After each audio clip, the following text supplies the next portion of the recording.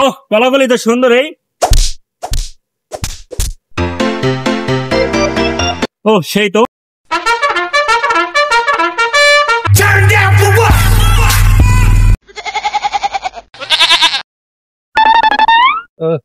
কলা সুকারি পায় ভালোই হইলো, ছাগল দিয়ে খাওয়াইতে পারবো। ভাই কটা কইছে কলাটি খায় তো মজাই লাগলো। ভাইয়া কলার দাম তো বেশি না, মাত্র 1000 টাকা দিলে হইব। ওই মিয়া কি কোন চারটা কলা 1000 টাকা নাকি? ফাইজলামি শুরু করে। 1000 টাকা দিতে হবে না, জিগা কলা খাইছেন কি লিগা? জিগা খাইবে। আচ্ছা ঠিক আছে ভাই 1000 টাকাই দিলাম, আপনি আমার কলার শিকলা আমার ফেরত দেন।